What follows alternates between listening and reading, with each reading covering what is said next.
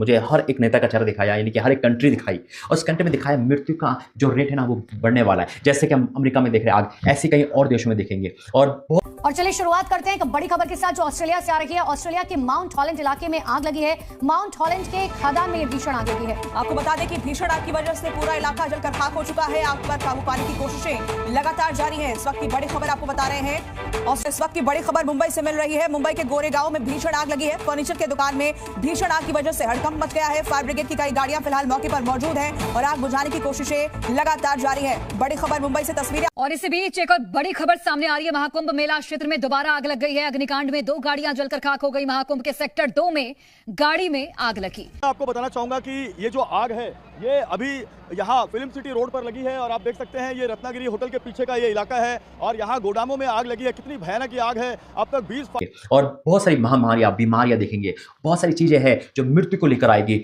हर एक बीमारी के रूप में और एक्सीडेंट के रूप में। ऐसी बहुत सारी चीजें, रेट बढ़ेंगे, मृत्यु दर बढ़ेगी। याद है 2025 कोविड बीत गया लेकिन अजीबोगरीब वायरस और बीमारियां पीछा नहीं छोड़ रही। आपके सामने हिंदुस्तान के 2 अलग अलग शहरों की ऐसी कहानियां अब हम रखने जा रहे हैं जहां पर दहशत मची हुई है एक अनजान बीमारी के कारण। जम्मू कश्मीर के राजौरी में रहस्यमय मौत हुई है एक ही खानदान के कई लोगों की, दर्जनों लोगों की। वहां पर माहौल बिगड़ा हुआ है और अब तो खबर महाराष्ट्र के पुणे से भी आ गई है। वहां भी एक रहस्यमयी बीमारी फैल गई है जिससे दर्जनों लोग घायल हैं, अस्पताल में भर्ती हैं। जी मस्की, मेरा नाम रानी है। मैं मानपुर से बोल रही हूँ। मैं मेरे जीवन की एक गवाही आपको बताना चाहती हूँ। प्रभु ने मेरे जीवन में बहुत बड़ा काम करा है। मेरी शादी के 4 साल हो गए थे और मतलब मैं बेबी 2024 में बेबी के कंसीव नहीं कर पा रही थी। मतलब 3 मंथ से मतलब मैं हॉस्पिटल जाती थी चेकअप करवाने के लिए। हर बार मेरी रिपोर्ट नेगेटिव ही आती थी। फिर 4 मंथ हो गए, मेरा प्रेड टाइम भी नहीं आया था। फिर मैडम ने मेरे को बोला कि आप सोनोग्राफी करवा लो। फिर मैं सोनोग्राफी कराने के लिए गई तो सोनोग्राफी रिपोर्ट फिर मैंने मैम को दिखाई तो मैम मेरे को डॉक्टर मैम ऐसा बोलते हैं कि आपकी मतलब बच्चेदानी में 5 गठाने हैं बोले कि तो आपको ना मतलब तुरंत ऑपरेशन करवाना पड़ेगा। तो मतलब मैं फिर बहुत परेशान हो गई और फिर मतलब ससुराल वाले और सब फिर बोलने लग गए कि मतलब प्रेग्नेंट थी और ऐसा कैसे हुआ, कैसे गठान हो गई और मतलब ऐसे मेरे को सब बोलने लग गए, अलग अलग तरीके से बात टॉर्चर करने लग गए, पता नहीं क्या क्या बोलने लग गए। उसके बाद मुझे प्रभु के ऊपर भरोसा था कि प्रभु मेरे जीवन में सब कुछ अच्छा ही करेगा। मैंने कहा प्रभु ये गठान बड़ी नहीं है, इससे बड़े तो मेरे प्रभु है, इसे गठान सब ठीक कर देगा।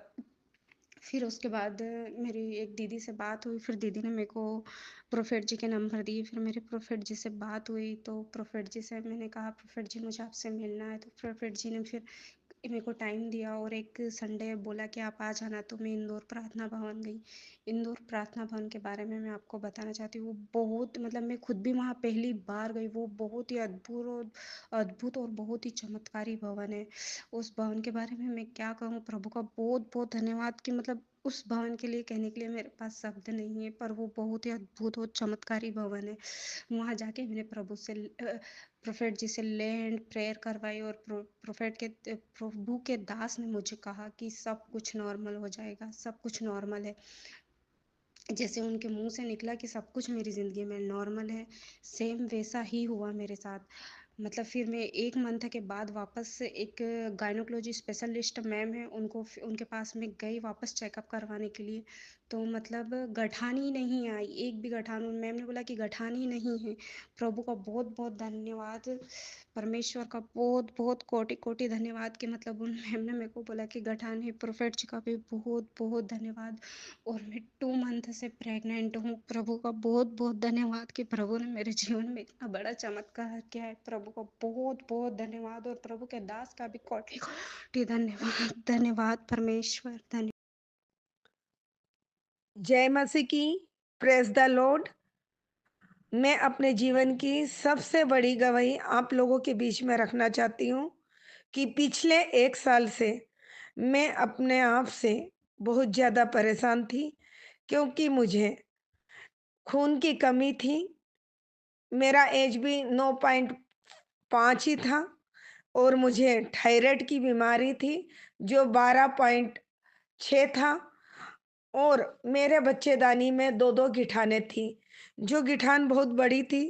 जब भी मैंने चेकअप करवाया डॉक्टर ने यही बोला कि जितनी जल्दी हो आप इसका ऑपरेशन करवा के इस गिठान को बाहर निकालें, अन्यथा कोई बड़ी बीमारी का रूप धारण हो जाएगा और आपको कुछ भी बड़ी बीमारी हो सकती है।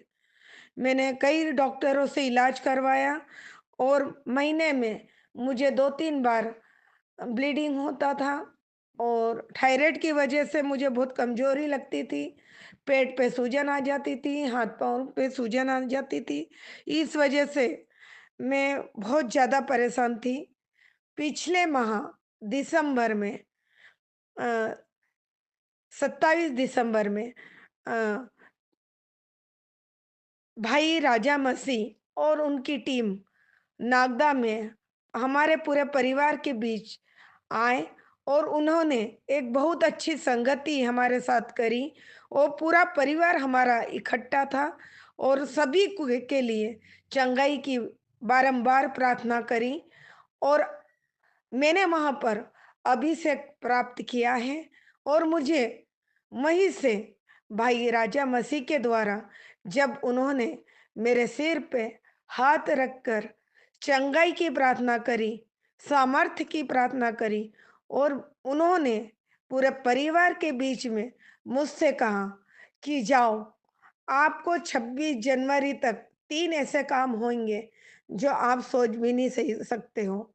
मैं आपको चैलेंज करता हूँ कि आप डॉक्टर के पास जाओ और अपनी रिपोर्ट कराओ।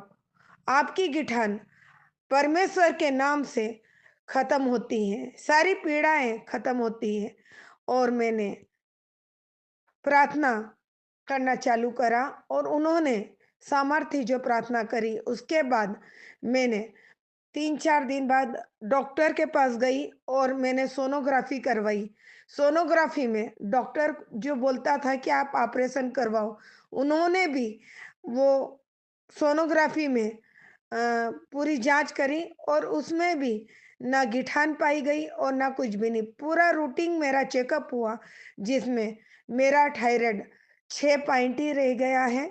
एचबी जो मेरा 9.5 था, आज मेरा एचबी 14.5 है। ईश्वर का मैं धन्यवाद देती हूँ कि मुझे परमेश्वर के द्वारा और भाई राजा मसीह के द्वारा मुझे चंगाई प्राप्त हुई है और आज मेरा परिवार सिर्फ राजा मसीह जो परमेश्वर के भेजे हुए दूत हैं, मैं उनका आभार और पूरे परिवार की तरफ से लाखों लाख धन्यवाद देती हूँ कि मुझे मेरे लिए प्रार्थना करी और मुझे चंगाई प्राप्त हुई। हालेलुया! आमीन।